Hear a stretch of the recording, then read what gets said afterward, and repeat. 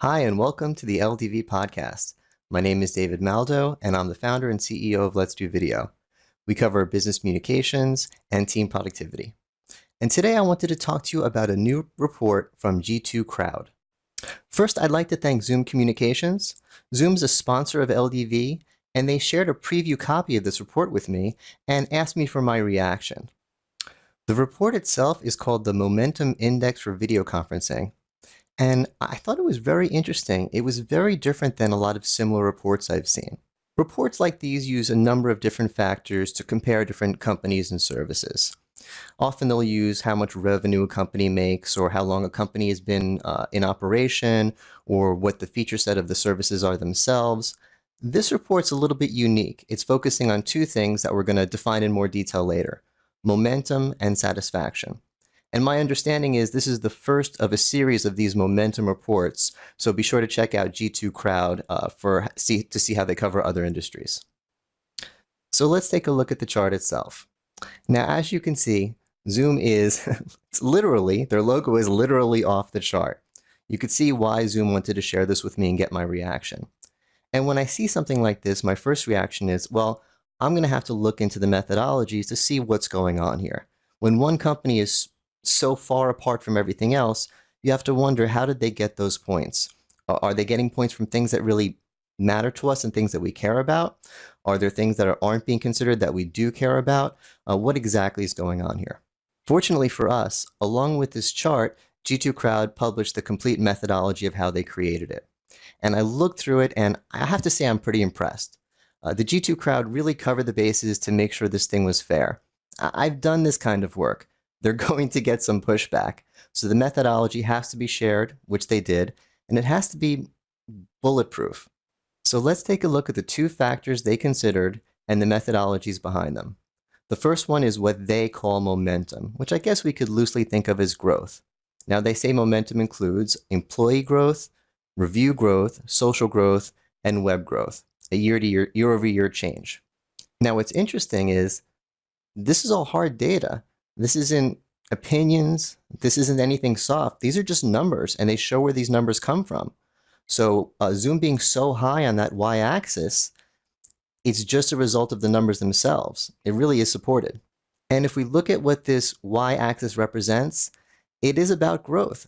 Now, this is a growing market, so even the big players have plenty of room to grow here. You might think the smaller players have a bit of an advantage because if you're smaller, it might be a little easier to grow.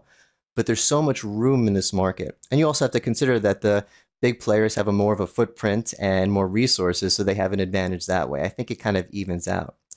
But even with that in mind, if you compare Zoom to companies of a similar size, their momentum score is so much higher. They're just outgrowing everyone. And I think this metric is important and valuable, and I understand now why G2 Crowd is doing this momentum report series, because momentum is something that customers and partners, they really should be particularly interested in considering. When you think about how fast things are changing in this industry, well, a company with a great product today, that's nice. A company that has a great product today and is moving in the right direction, that has the right momentum, that's really what you want. Now, the second metric is where it gets really interesting to me. That's the satisfaction rating. Now, it's no surprise that Zoom is going to do well. They always do well in user reviews. But as I dug into the methodology, and I followed up with my contacts at Zoom to get more info, I learned some interesting things. My assumption at first was the satisfaction rating would just be G2 Crowd's user reviews. But there was a little bit more to it than that. But before I get into how they put it together, I want to just share a little bit about G2 Crowd's user reviews themselves. We all know that with some review sites, you have to take the scores with a grain of salt because, well, anyone can go up there and say anything. But G2 Crowd really verifies all of their reviews.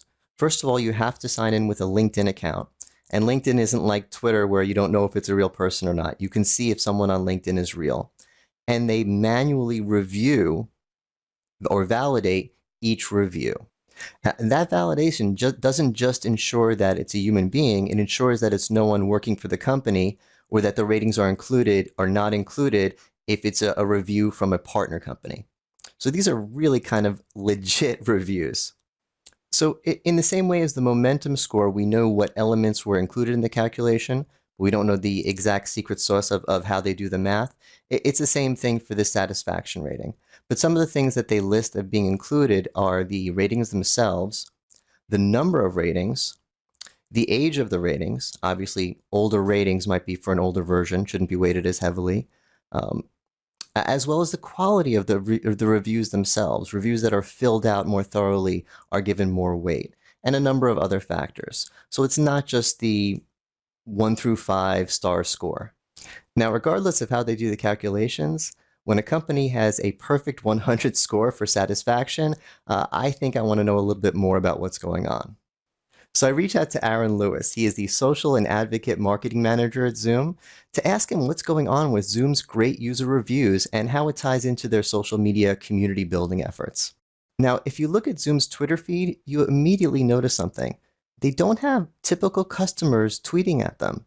They have a fan club. Tweet after tweet from actual real human beings are just gushing over how much they love Zoom service. It's not really typical for our industry.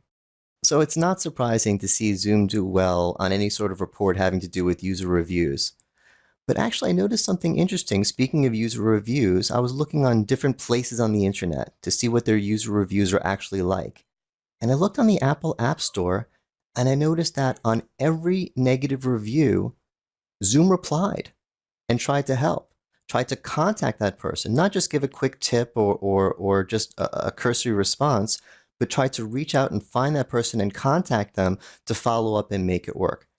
Every negative comment. So I asked Aaron about this, and he said, yes, that is a Zoom policy. We want to respond to every negative comment about us on the internet and fix it. So the answer to how they got the highest possible score for user satisfaction is that they earned it in two major ways. The service itself, as everyone knows, it's high quality, it's very reliable, and it's very much liked by its users. But that alone does not get you maximum satisfaction. They've had a campaign since day one to address this. In Zoom, they call it delivering happiness. And it's not just a catchphrase, it's not just something they put on the t-shirts. For Zoom, it's really a mission statement. This is why they respond to every comment, to every tweet, to every negative review. They're just not okay with the fact that there's anyone out there who's unhappy with their service. Everyone at Zoom believes in delivering happiness. It really is their corporate culture. But it starts at the top. Eric Yuan is their CEO, and you have to know his history to understand why Zoom is the way it is. He was the WebEx guy. He made this great product called WebEx, and he wasn't in full control of everything about it, and we said some very not nice things about it many, many years ago. And he would read these not nice things, and he was powerless to fix it. And there were a lot of people that were unhappy with something that he gave us. And he didn't like that, and now he's doing the opposite. And that's what Zoom is all about. The bottom line for Zoom is that's a company that just really, really wants its customers to be happy with its products. And the result is what you see in charts like this. That's all I have for today. Thanks for watching. You could find more content like this at letsdovideo.com.